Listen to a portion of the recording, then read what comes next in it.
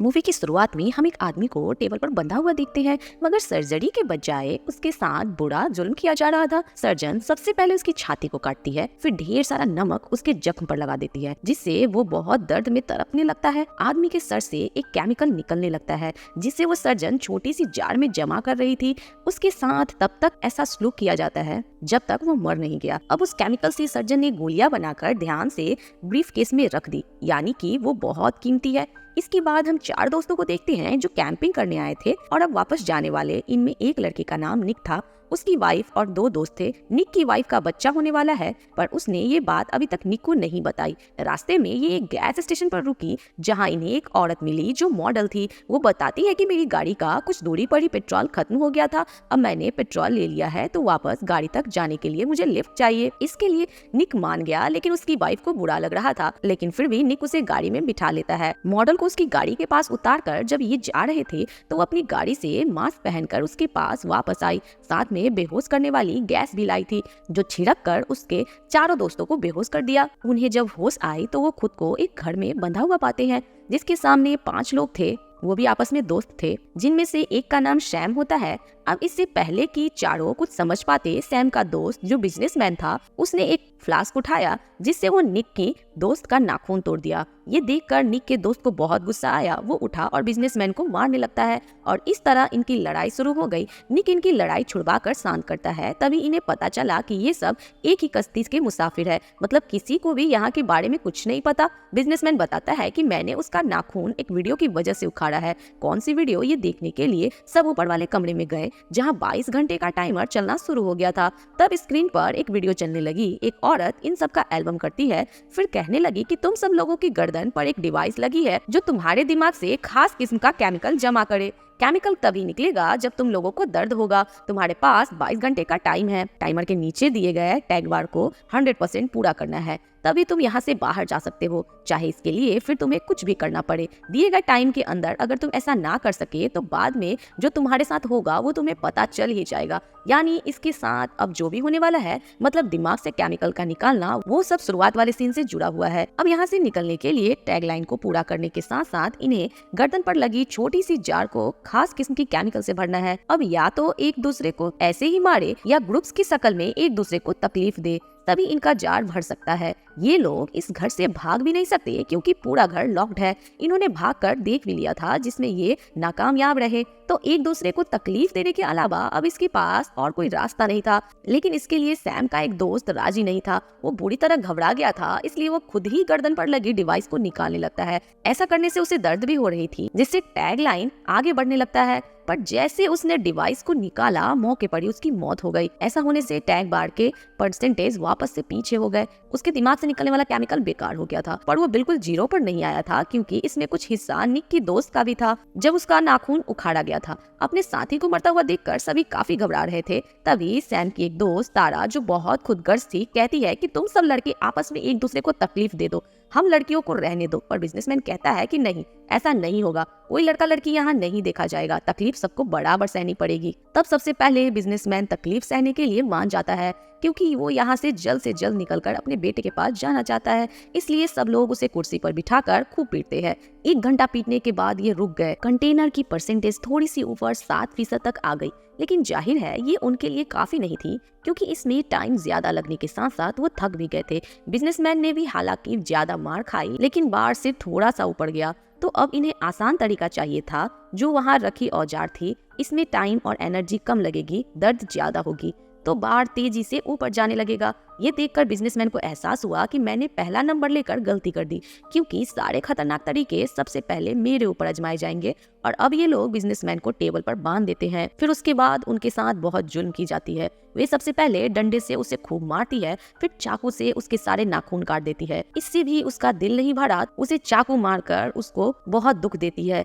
सिर्फ यही नहीं, अब पहले वो उसका एक घुटना तोड़ती है, जिसके बाद दूसरी टांग भी तोड़कर उससे बेचारा बना देती है। अब पूरी तरह से लाचार हो गया था, अभी वो लड़की नहीं रुकती। इससे पहले वो उसे जान से मारती, निक बीच में आकर उसे रोक देता है। सारे लोग जब उसे बातें सुनाने लगे, वो लड़की कहती है कि टॉर्चर करना था तो मैंने कर दिया, इसमें मेरी क्या गलती है, मुझे तुम लोगों ने हद बताई ही नहीं थी कि कितना टॉर्चर करना है, इसलिए मैं करती गई। खैर, अब ये लोग बिजनेसमैन की पट्टी वगैरह करते हैं, उसके साथ इतना बुरा सलूक हुआ। उसके बाद वो लड़की कहती है कि हमें कुछ करना ही नहीं चाहिए।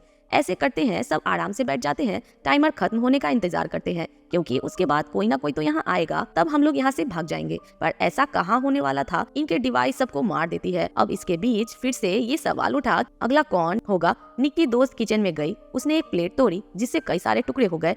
एक टूटे हुए टुकड़े से वो अपनी उंगली का खून निकालकर बाकी टुकड़ों पर नंबर लिखती है। सबसे एक एक टुकड़ा उठाया तो हर एक का नंबर आने पर उनकी बारियां सेट हो गई, जिसके मुताबिक अब अगला नंबर निक का था। साथ ही इस बार एक रूल भी बना दिया गया कि कोई भी हद से ज्यादा टॉर्चर नहीं करेगा, जिस्म का कोई भी हिस्सा तोड़ेगा नहीं, सिर्फ इतना ही टॉर्चर किया जाएगा कि परसेंटेज सिर्फ 6% ऊपर जाए। एक बार सबका टॉर्चर पूरा होने के बाद ये एक बार फिर से बारियां लेंगे, यानी इनके इस गेम के 2 राउंड होंगे, क्योंकि तभी लाइन बार ऊपर जाएगा और ऐसे सबको थोड़ा ब्रेक भी मिल जाएगा। अब सैम की बारी थी तो वो टेबल पर बैठ गया। उसने जब शर्ट उतारी तो हम उसके जिस्म पर और भी कई सारे जख्म के निशान देखते हैं। अब उसे लिटाकर गर्म गर्म इस्त्री उसके पेट पर लगा दी जाती है। तभी उसने खुद ही कह दिया कि मेरे नाखून उखाड़ दो। फिर उसके बाद उसके नाखून उखाड़ दिए गए तो बार 6% ऊपर आती है। उसकी बारी पूरी हो गई। आसानी से उसने दर्द को सह लिया था, ना चीखा और ना चिल्लाया, जिससे बाकियों को भी हिम्मत मिली। ये बहादुर होने के साथ साथ बहुत स्ट्रांग भी था। और अब बारी थी निक की, जिस वजह से उसकी वाइफ परेशान होती है, वो रोने लगती है। लेकिन उसके पास दर्द की कुछ गोलियां थी, जिससे इंसान को नींद आने लगेगी और दर्द भी नहीं होगा। वो कुछ गोलियां खुद खा लेती है, जबकि कुछ निक को खिला देती है ताकि उसे दर्द ना हो। लेकिन ये उसने गलती कर दी और अभी लोग निक को टॉर्चर करने लगते हैं। लेकिन उसका बार बहुत धीरे धीरे आगे बढ़ रहा था, क्योंकि टॉर्चर करने का मकसद यही था कि दर्द हो। दर्द से ही तो बार आगे बढ़ेगा। दिमाग को अगर सुन कर दिया जाएगा तो केमिकल भी जार में नहीं जा पाएगी, यानी ऐसे टॉर्चर सहने का कोई फायदा नहीं था। ये बात निक की वाइफ ने नहीं सोची और उसने गोलियां खिला दी। ये देखकर उसकी वाइफ को अब अपनी गलती का एहसास हुआ, लेकिन इसका अब कोई फायदा नहीं था। निक बेचारे को डबल टॉर्चर सहना पड़ा, यानी उसके अंदर ड्रिल वगैरह चलाई गई,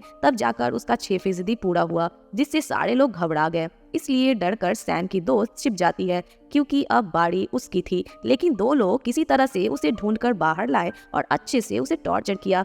उसके मुंह में उन्होंने एक मटेरियल घुसा दिया, एक कलाई भी काट दी। इधर वो दर्द में तड़प रही थी, जबकि उधर निक भी होश में आ गया था। वो अपनी वाइफ से नाराज था, लेकिन वो अब बता ही देती है कि मैं माँ बनने वाली हूँ। उसकी ये सारी बात तारा ने सुन ली थी। वो खुश हो जाती है कि अब निक की वाइफ के साथ साथ उसके बच्चे को भी टॉर्चर सहना पड़ेगा, जिससे बार ज्यादा ऊपर जाएगा। और अब क्योंकि बारी उसकी थी तो उसकी जगह निक टॉर्चर होने के लिए तैयार हो जाता है। जो दर्द की दवाई बची थी वो उसने बिजनेसमैन को दे दी, पर यहाँ भी तारा टांग अड़ा रही है और उससे निक के दोस्त को गुस्सा आया तो वो उसे मुक्का मारकर बेहोश कर देता है। और अब निक टॉर्चर होने के लिए सामने आ जाता है, मगर उसकी हालत बहुत खराब थी। ये देखकर निक और दोनों दोस्त आगे आ जाते हैं। मतलब ये तीनों एक साथ खौलते हुए पानी में हाथ डालते हैं, जब तक कि तीनों का 6% नहीं हो जाता। अब जैसे ये तैयार हुए डरते हुए, निकी की फीमेल फ्रेंड पीछे हट गई, जबकि निकी की वाइफ और उसका दोस्त अपना हिस्सा करते रहे। एक बार पानी में बाजू डालने के बाद ये फिर से वही बाजू डालते हैं जहाँ तभी तारा आ गई। उसने एक चाकू लेकर निक के दोस्त पर वार किया,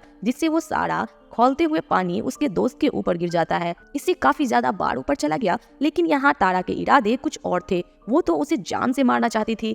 चाकू लेकर जैसे ही उस पर हमला करने लगी, तभी पीछे से आकर निक उसे मारकर बेहोश कर देता है। अब इनका बार 48% तक जा चुका था और टाइम 53 घंटे बचे थे। अब बारी थी तारा की, जिसे तकलीफ पहुंचाने के लिए हर कोई तैयार बैठा था। जो इतनी देर से वह सबके साथ कर रही थी, तो वही चीज अपने साथ होती देखकर उसे बहुत बुरा लगा। वो एक औजार उठाकर निक के गर्दन में घुसा देती है। तेजी से उसका खून निकलने लगा, जिससे वो वहीं मर गई। इस तरह उसका केमिकल भी निकला और वो जाकर जार में जमा हो गया। ये देखकर निक को दोस्त को बहुत गुस्सा आया। वो आगे बढ़ा ताकि तारा को मार सके, लेकिन तभी निक उसे रोक देता है और समझाने लगा कि ऐसा मत करो, ये बेवकूफी होगी, क्योंकि अगर उसे मार दिया जाएगा तो उसको और ज्यादा टॉर्चर सहना नहीं पड़ेगा। इसलिए उसे मारने के बजाय अपना गुस्सा उस पर निकालो, क्योंकि इससे हमारा भी फायदा होगा। निक का दोस्त मान तो गया, लेकिन वो कहता है कि एक शर्त पर मैं टॉर्चर करूंगा, इसलिए उसे मौका दे दिया गया। उसने क्रेन उठाकर पहले उसकी गर्दन पर मार दिया, एक कटर मशीन से उसको रगड़ दिया गया। वो ज्यादा तकलीफ दे रहा था। ऐसा तब तक चलता रहा जब तक कि वो बेहोश नहीं हो गई। अब तक बाढ़ भी 85% तक जा चुका था, लेकिन टाइम इनके पास बहुत कम था। बाढ़ को पूरा करने के लिए इनके पास बस 1 घंटे का टाइम था। अब बचे हुए 5 लोग फैसला करते हैं कि हम अपनी गर्दन की हड्डी तोड़ेंगे। इससे हमें इतनी दर्द होगी कि और कुछ करना ही नहीं पड़ेगा।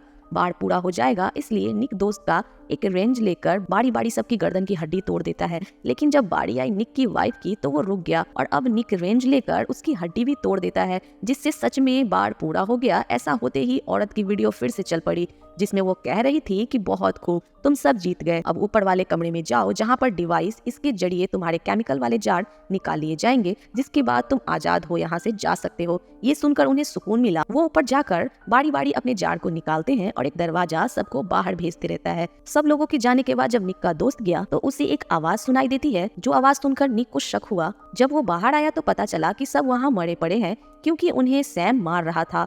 वो अब निक के दोस्त को भी चाकू से मारकर एक कमरे में भाग गया। उधर निक की वाइफ अभी भी अंदर ही थी। वो बिजनेसमैन को वहाँ से निकाल रही थी। बिजनेसमैन उसे बताता है कि मैंने एक ऐसे ग्रुप के बारे में सुना था जो इंसानों को टॉर्चर करके उनका केमिकल निकाल कर दवाई बनाते हैं, जो एक गोली 12,000 की बिकती है। पर उसे क्या पता था कि मैं भी उसमें फंस जाऊंगा। बातें करते करते ही वो दम तोड़ देता है, जिससे उसका केमिकल बाहर आ जाता है। इस वजह से बाढ़ फिर से नीचे आ गया था। वो अब 89% पर आ गया था, जिसका मतलब था कि निक की वाइफ यहीं पर फंस गई है। इसे अब खुद ही बाढ़ को पूरा करना है, वरना ये भी इधर ही मारी जाएगी। ये चीज उसे करने भी 18 मिनट में ही थे और वो एक भी मिनट गंवाना नहीं चाहती और खुद को टॉर्चर करने में लग जाती है। सबसे पहले वो अपने हाथ पर ब्लीच डालती है, फिर उसी हाथ को दरवाजे में देकर बार बार मारकर उसे टॉर्चर पहुंचाती है, यहाँ तक कि अपनी कमर भी जला लेती है। फिर उसने अपने हाथ पर कील ठोकती है, तब जाकर बाढ़ फिर से ऊपर होता है। वो बाहर आई, लेकिन सैम ऐसा होने नहीं देगा। वो अपनी डिवाइस तो निकाल लेता है, लेकिन एक बटन जैसे उसने दबाया, उसकी डिवाइस पर लगा जहर चालू हो गया। इससे सारे ही लोग तड़पने लगे, क्योंकि धीरे धीरे वो मर ही रहे थे। इसी बीच सैम निक को बताता है कि ये मेरा 5वां बाढ़ है, यानी ये लोग 5वां ग्रुप था जिनके बीच ये गेम खेल रहा था, क्योंकि पूरे गेम में हमने देखा कि यही सारे आइडियाज दे रहा था और इसके जिस्म पर जख्मों के निशान भी थे। इसलिए कोई ग्रुप का मालिक नहीं था, बस सपोर्ट ही था। वो ये बात जब बता रहा था तो यहाँ निक अपनी तैयारी करने लगता है। वो अपने साथ एक वेपन्स लेकर आया था, जिसे वो सैम के अंदर घुसाकर उसकी जान ले लेता है। ऐसे करने के बाद निक वहाँ पड़ी दवाई लेता है, जिससे वो बाल बाल अपनी जान को बचा पाता है। डिवाइस भी वो निकाल लेता है। निक ने दवाई वाइफ अपने दोस्त को भी दे देता है, लेकिन वो अपना दम तोड़ देता है। निक की वाइफ, जो बेहद जख्मी थी, बाहर आने की कोशिश करती है, लेकिन आ नहीं पाई, क्योंकि उसका बहुत सारा खून बह गया था, जिससे वो भी मारी जाती है। निक अकेला ही बच गया था। वो एक कटर से दरवाजे का लॉक काटकर वहाँ से बाहर निकल जाता है। और अब हम कुछ दिन के बाद का वक्त देखते हैं, जहाँ उसी गियर स्टेशन के सामने वाले होटल में बैठा हुआ था। वो दरअसल उसी मॉडल का इंतजार कर रहा था जिसे इन्होंने लिफ्ट दी थी, और उसने इन सबको बेहोश करके इस गेम में फंसाया था। वो जैसे ही आई, निक उसका पीछा करने लगता है। इससे पहले अब किसी और को अपना शिकार बनाती निक उसे मारकर बेहोश कर देता है। फिर गाड़ी में डालकर अपने साथ ले गया और उसके जरिए बाकी लोगों तक पहुंचने लगा, जो इस टॉर्चर ग्रुप को चला रहे थे। बदला लेना सबसे ज्यादा अपनी वाइफ और होने वाले बच्चों का था। इसी के साथ वो अपने वाइफ और अपने दोस्त के साथ हुए टॉर्चर का बदला ले लेता है, और इसी के साथ ये मूवी यहीं पर खत्म हो जाती है। आपको मूवी की एक्सप्लेनेशन कैसी लगी हमें कमेंट सेक्शन में जरूर बताएं, और अगर मूवी का एक्सप्लेनेशन अच्छा लगा हो तो वीडियो को लाइक भी करें।